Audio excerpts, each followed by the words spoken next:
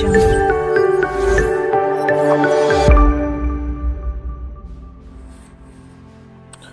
নমস্কার বন্ধুরা, গল্প বন্ধুর দরবারে আপনাদের স্বাগত। গত সপ্তাহে আমরা আমাদের গল্প নিয়ে আসতে পারিনি, তার জন্য প্রথমে আপনাদের কাছে ক্ষমা প্রার্থী। তখন আমাদের বেশ কিছু প্রবলেম ছিল, সেই জন্য আসতে পারিনি। তো আজকে কিন্তু যথারীতি আমরা চলে এসেছি এবং আজকে আমরা যে গল্প আপনাদের সামনে উপস্থাপনা করতে চলেছি সেটি হলো মনোজ বসুর ডিটেকটিভ। হ্যাঁ, গল্পের নাম শুনে আপনারা বুঝতেই পারছেন এটা একটা ডিটেকটিভ সম্পন্ন গল্প, কিন্তু একদম গুরুগম্ভীর কিন্তু ডিটেকটিভের যে সমস্ত গল্প হয় সত্যানুসন্ধানীভাবে সেইভাবে কিন্তু নয়। খুব মজাদার একটা গল্প, যে গল্পটি আমি আপনাদের সামনে পড়ে শোনাবো এবং আমার সঙ্গে সঙ্গে শান্তার কণ্ঠ দিয়েছে আলো, রঞ্জিতের কণ্ঠে আছে সাগর সরকার, দুর্গা দাসের কণ্ঠে আছে অরিন্দম ঘোষ এবং চোরের কণ্ঠে আছে দেবব্রত মুখোপাধ্যায়। তো চলুন আর বিশেষ দেরি না করে আমরা গল্পটা শুনে নিই। শ্রদ্ধেয় মনোজ বসুর লেখা ছোট গল্প ডিটেকটিভ। কলমটা নেই, সোনালি দামি কলম। এই জিনিস বড় দুর্লভ এখনকার দিনে। সকলের বড় কথা, কলমটা বড় মেনে দিয়েছিল। অভ্যাসের গুণেই হয়তো এই কলম হাতে নিয়ে বসলে ঝরঝর করে লেখা বেরিয়ে আসে। ভাবতে হয় না মোটে, কলমই যেন বানিয়ে বানিয়ে লিখে যায়। এ হেন কলমটা গেল। সারা বাড়ি তন্ন তন্ন করে খুঁজছি, লেখা টেখা মাথায় উঠে গেছে। হাত মুচড়ে নুলো করে দিলে লিখবো আর কি করে? শান্তা আর আমি দুজনের সংসার, আর ছোকরা চাকর একটি রঞ্জিত। এহেন অবস্থায় স্ত্রীর কাছে লোকে সহানুভূতির প্রত্যাশা করে, কিন্তু না, ঠিক উল্টো। রণংদেহী ভাব শান্তা। কে তোমায় নুলো করলো শুনি? চোর। মানুষটাকে এরকম ঠাড়ে ঠাড়ে বললে হবে না। কাকে সন্দেহ করছো সেটা শুনতে চাই। মোটমাট তিনজন তো আমরা। আমার জিনিসটা নিজে আমি চুরি করতে যাইনি, আর টাকা কড়ির ব্যাপার হলে না হয়, মানে নিজের জন্য নয়, ভাবতে পারতাম সংসার খরচের দায় নিয়ে নিয়েছো তুমি। কলম কেন তুমি নিতে যাবে? শান্তা এগিয়ে এলো। তিনজনের ভেতর দুজন তবে বাদ হয়ে গেল, রইল গিয়ে। বলতে বলতে আগুন হয়ে উঠল। সে জানি, রঞ্জিত তো দু চোখের বিষ হয়েছে তোমার। মা বলে ওই যে আমার কাছে কেঁদে এসে পড়েছিল, আমি তাকে আশ্রয় দিয়ে রেখেছি। অনাথ গরিব মানুষ, সে চোর না হয়ে অন্য কে হতে যাবে? তা বলে তো কলম টেবিল থেকে পাখনা মেলে উড়ে পালাতে পারে না। এবার গর্জে উঠল শান্তা। তুমি সরিয়েছ দোষটা রঞ্জিতের ঘাড়ে পড়বে বলে, তাড়ানোর অজুহাত যত। কুরুক্ষেত্রের উত্তপ পর্ব। এমন সময় যাকে নিয়ে ব্যাপার সেই রঞ্জিত কেঁদে এসে পড়ল। সর্বনাশ হয়ে গেছে মাগো। ঘুমিয়েছিলাম দুপুর বেলায়, বালিশের তলায় চাবি দিয়ে বাক্স খুলে 10 টাকার নোটখানা নিয়ে নিয়েছে। আর বাবু যে সেই রুমাল দিয়েছিলেন, আরো জিনিস নিয়েছে হয়তো, কিন্তু রুমালের কথায় স্বররুদ্ধ হয়ে রঞ্জিত আর বলতে পারলে না। বোম্বে থেকে আমার এক বন্ধু ডজন খানেক ছাপা রুমাল পাঠিয়েছিল। একটা তার মধ্যে বকশিস করেছিলাম রঞ্জিতকে, মানে শান্তাই তাকে দিয়েছিল। সামনের ফাল্গুনে রঞ্জিতের বিয়ে। বিয়ে করতে যাওয়ার সময় বুক পকেট থেকে শৌখিন রুমালের একটা কোণ বের করে দেবে, বরের বাহার খুলবে তাতে। রুমালটি পরম যত্নে সে বাক্সে রেখে দিয়েছিল। শান্তা চোখ পাকালো এবার আমার দিকে। অর্থাৎ রঞ্জিতকে বড় যে সন্দেহ করছিলে, এবার নেহাত রঞ্জিতের সামনে কথাগুলো বলল না, উপরের তোলা রইল জানি, নিরিবিলিতে সুদে আসলে শোধ নেবে। আমি সান্ত্বনা দিই, আরে ভাবছো কেন রঞ্জিত, রুমাল আরো আছে, তার নয় একটা তোমাকে দিয়ে দেবো, আর ওই টাকা 10টাও না হয় দিয়ে দেবো। বিয়ের 7টা মাস বাকি এখন। টাকা তো তোমার কাছে এখন 10 মোহরের সমান। তোমার টাকা রুমাল জানিয়েছে সেই লোকই আমার লেখার ঘরে ঢুকে কলম চুরি করেছে। তাই হবে তাই হবে, দিনে দুপুরে ঘরে ঢুকে চুরি করেছে। ছাড়বো না আমি, ডিটেকটিভ লাগিয়ে চুরির আস্কারা করবই করব। ধাপ্পা নয়, একেবারে হাতের কাছেই ডিটেকটিভ দুর্গা দাস। আমায় খুব খাতির করে। রণক্ষেত্রের বাইরে যতক্ষণ রঞ্জিত ছিল, ডিটেকটিভের নাম উচ্চারণের উপায় ছিল না। শান্তা আস্ত রাখতো না তাহলে আমি। তৃতীয় লোক এসে পড়ায় এখন আর বাধা নেই। দুর্গা দাস এসে উপস্থিত। তা দুর্গা দাস, কলমটা আমার কিন্তু চাই, এই তোমায় বলে দিলাম, তবে বুঝবো তোমার ক্ষমতা। দুর্গা দাস খুঁটিয়ে খুঁটিয়ে আদ্যপান্ত শুনল। সে বললে, তদন্ত আমরা বাড়ি থেকেই শুরু করি। আগে চাকর বাকর।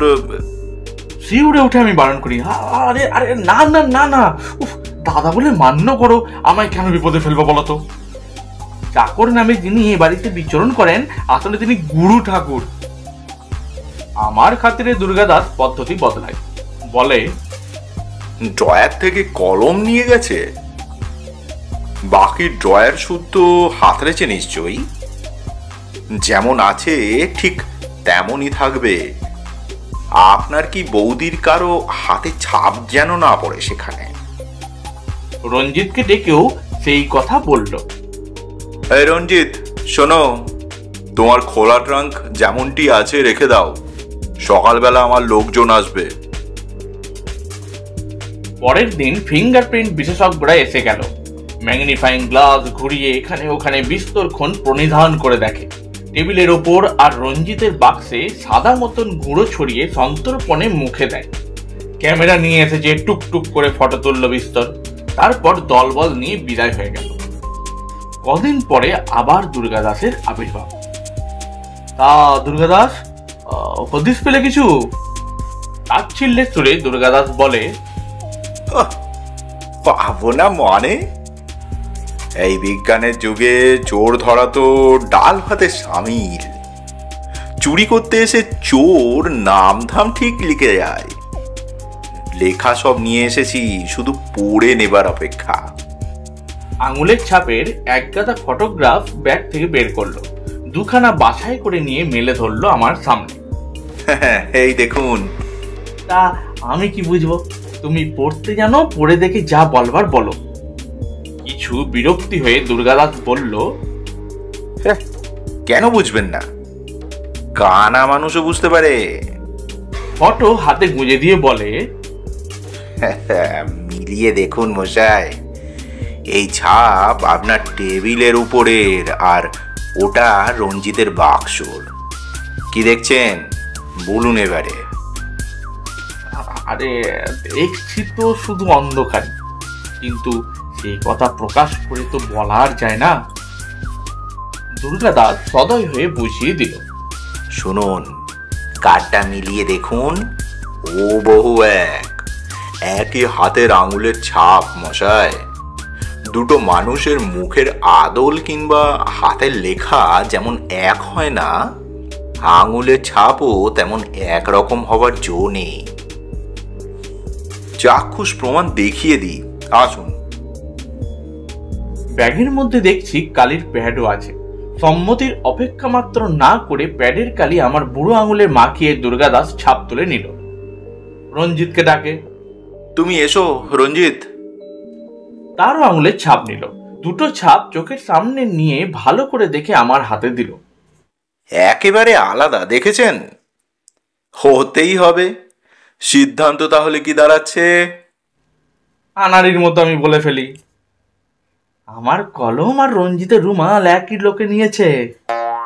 সাই দিয়ে দুর্গাদাস আরো জুড়ে দেয়, সেই লোক আপনি নন, রঞ্জিতও নয়। যেহেতু ছাপ আলাদা, চোর হলো বাইরের। দিন দুপুরে যে বাইরে থেকে এসে ঢোকে, পয়লা নম্বরের ঘুঘু চোর সে মানুষ। কিন্তু মানুষটাকে, তাকে তো ধরো। দুর্গাদাস তাচ্ছিল্যের সুরে বললে, তদন্তের 15 আনা সেরেছি তো ওই 1 আনাও বাকি থাকবে না দাদা। মানুষ ধরবো, ধরে দেখিয়ে নিয়ে যাব। হ্যাঁ, তা 1 আনা কি বলছো দুর্গাদাস? আরো তো পারল গোলমাল। ঘর নাকচ করে অজানা সমুদ্রে দাপা দেবি? অজানা নয়, সমুদ্রও নেই আর। ঘুঘুচোর বলেই তো সুবিধা মশাই। পুকুরের মাছের মতন তারা সব আমাদের কাছে জিয়ানো থাকে। রেজিস্ট্রি খাতায় নাম ধাম, কাজকর্মের ফিরিস্তি, লাইব্রেরিতে ফিঙ্গারপ্রিন্টের বিপুল সংগ্রহ। ফটোর সঙ্গে মিলিয়ে হাত পড়ানোর কাজটুকু মাত্র বাকি এখন। মানুষ আমি আন্দাজে ধরেছি, একজন দুজন নয়, ভারী সারি দিব্যি দল একটা। ও একলা তোমার বাড়ি নয় দাদা, পাড়ায় পাড়ায় এমনি রহস্যময় চুরি হচ্ছে। গরিব কর্মা বটে দুর্গাদাস। পরের দিনই হাত করা পড়ানো একটি লোক নিয়ে আমার বাড়ি হাজির। চোর দেখতে সকলে বারান্দায় এসে জুটেছিল। কঙ্কাল সার চোরকে সামনে থেকে টানছে এক কনস্টেবল, পেছন থেকে ধাক্কা দিচ্ছে আরো একজন। দুই ইঞ্জিনে চালিয়ে নিয়ে এসেছে, নইলে মুখ থুবড়ে পড়ে যেত নিশ্চয়ই। দুর্গাদাস রঞ্জিতকে বলে, এই রঞ্জিত, চিনতে পারো কিনা দেখো তো। এ বাড়ির আশেপাশে কিংবা পাড়ার মধ্যে ঘুরে বেড়াতে দেখেছো কিনা দেখো। রঞ্জিত এক নজরে আবিষ্ট হয়ে দেখছিল, থতমত খেয়ে উঠে বলল, কই না। দুর্গাদাস হুঙ্কার দিয়ে ওঠে, আরে ঠাহর করে দেখে বলো তো, চোর হুট করে ঘরে ঢোকে না, আগে থেকে ঘোরাঘুরি করে সুযোগ সন্ধান নেয়। তখন বুদ্ধি দিব্য জ্ঞানের উদয় হয়, বলে ওঠে, হ্যাঁ সে দেখেছে। লোকটা কাঁদো কাঁদো হয়ে বলে, দেখেছো আমায়? কোথায় কোথায় দেখেছো? ধর্ম কথা বলো। সঙ্গে সঙ্গে বাঘের মতো ঝাঁপিয়ে পড়ে দুর্গাদাস তার চুলের মুঠি ধরল। এই এই, আবার শালা কি খেলছিস? খেলা করে পার পাবি না, সত্যি জিনিস সরলভাবে স্বীকার কর। লোকটা ততস্থ হয়ে বলে, যে আগে এই রাস্তায় এই বাড়ি থেকেই নিয়েছি আমি। টিনের বাক্স থেকে টাকা নিয়েছি, টেবিলের খাপ থেকে কলম। আমি প্রশ্ন করি, কি রকম টেবিল আমার, বড় না ছোট? তা সেটা কি রঙের? টেবিল আছে কোন ঘরে? দুর্গাদাস আহত কণ্ঠে বলে, আহা হা, ওইটা কিন্তু জুলুম আপনার দাদা, অত্যাচারই বলবো। টুক করে এসে কাজ সেরে চলে গেছে, তার মধ্যে ফিতে মেপে টেবিলের মাপজোপ করবে, ঘর নিরিখ করে রাখবে। এত সময় ছিল কোথায়? হ্যাঁ, জেরা করবেন না, জেরায় হেরে যাবে। লোকটাও কবুল জবাব দিল, আগে আগে না, জেরায় পেরে উঠবে না। বেশ, জেরা বন্ধ। পায়ের ওপর ছড়া ছড়া দাগ কিসের বাপু? এটা কিছু মাপঝোঁকের ব্যাপার নয়, এটা তো বলো। দুর্গাদাস হেসে বলে, জবাব দেবে, সত্যি কথাই বলবি। দাদা কত কি সন্দেহ করেছেন হয়তো। এত খেটে মরি, বদনামের তবু অন্ত নেই। কি হয়েছিল? পায়ের ওপর কিসের দাগ ওগুলো? একবার দুর্গাদাসের দিকে তাকিয়ে লোকটা বলে, মশা মশা বড্ড লাগে। খানিকটা আপন মনে দুর্গাদাস বলে ওঠে, এত দূর বুঝতে পারিনি। আজকেই মশারির বন্দোবস্ত করতে হবে, মশা আর কামড়াতে পারবে না, বুঝলি? তাই তো উচিত। গড় গড় করে সমস্ত কিছু স্বীকার করে গেল, এর উপরে আর মশা দিয়ে কামড়ানো উচিত না। কিন্তু দুর্গাদাস, এ তো আসলে কিছু হলো না। ওর তো কোনো গরজ নেই, কিন্তু আমার তো কলমটা চাই। অমন কলম একটা বই দুটো হয় না। দুর্গাদাস মাথা চুলকে বললে, সেই তো মুশকিল দাদা, মাল চোরে সঙ্গে সঙ্গে পাচার করে দেয়, খুন করে ফেললেও তারপর আর খোঁজ দিতে পারে না। চোর ধরে এনে তো দেখিয়ে দিয়ে গেলাম, কলম আনতে পারবো কিনা তা কথা দিতে পারি না। সরেজমিন তদন্ত সেরে চোর নিয়ে দুর্গাদাসের দলটা চলে গেল।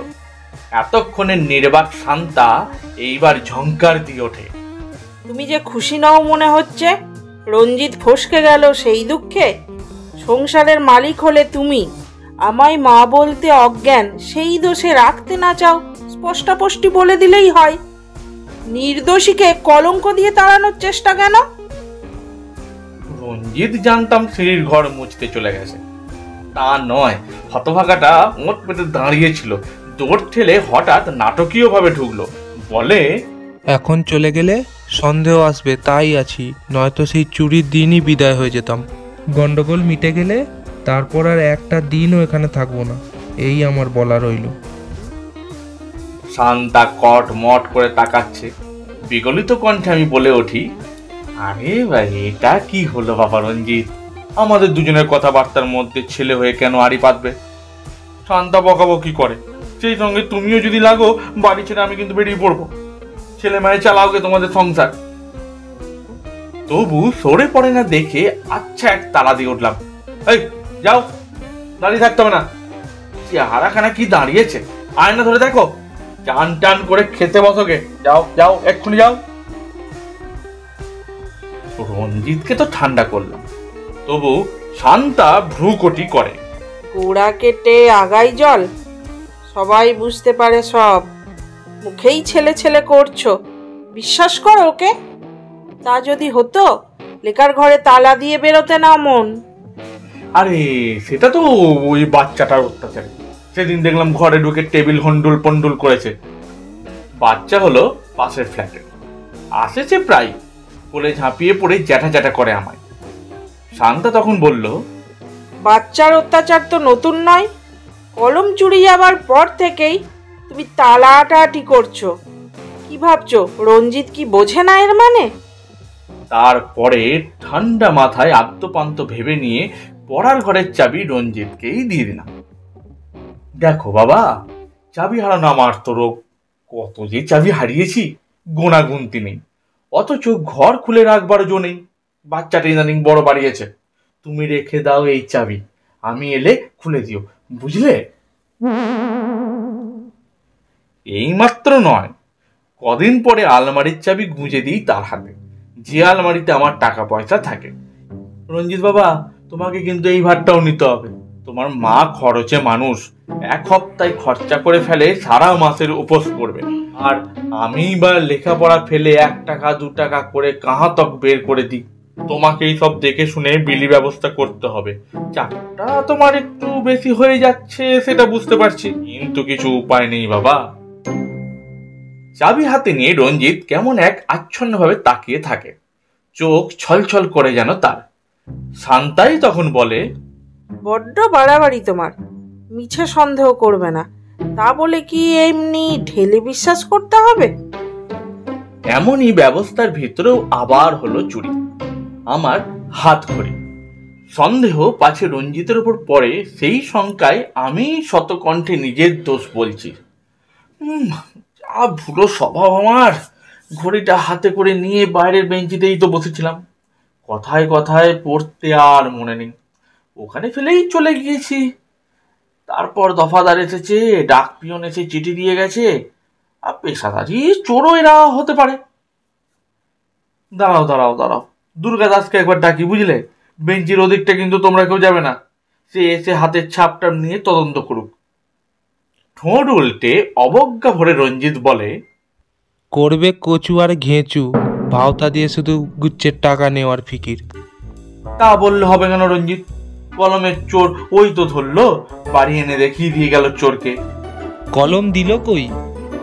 আরো কঠিন ব্যাপার সেটা, চেষ্টা করছে, ভরসা তো দিল এই মাসের ভেতরেই পাওয়া যাবে। ঘোড়ার ডিম। মুহূর্তকাল ভেবে নিয়ে আমার পায়ের ওপর আছড়ে পড়ে বলে, আমি নিয়েছি কলম, মারতে হয় মারুন, কাটতে হয় কাটুন, আমারই দোষে মিচিমিচি একটা লোক মারগুতন খেলো। দু চোখে জল পড়ছে তার, তুলে ধরে আমি হাসছি। আরে ওঠো ওঠো। বিয়ের জন্য ধরেছে তো সকলে, পণের টাকার দরকার, লোভে পড়ে নিয়েছিলাম, কলম আবার আমি বাড়ি ফিরে এনে রেখেছি। আপনি ধরেছিলেন ঠিকই। আপনার দুর্গাদাস কিছু জানেন না, ওকে আনা অনর্থক। ও বাবরে বাবরে, না না না, আনবো না, ঘড়ি আমি নিয়ে নিয়েছি। শান্তা কখন এসে দাঁড়িয়েছে, তার দিকে চেয়ে বলি, শুনেছ সব? দুর্গা দাসের চেয়ে বড় ডিটেকটিভ তবে আমি। কি বলো?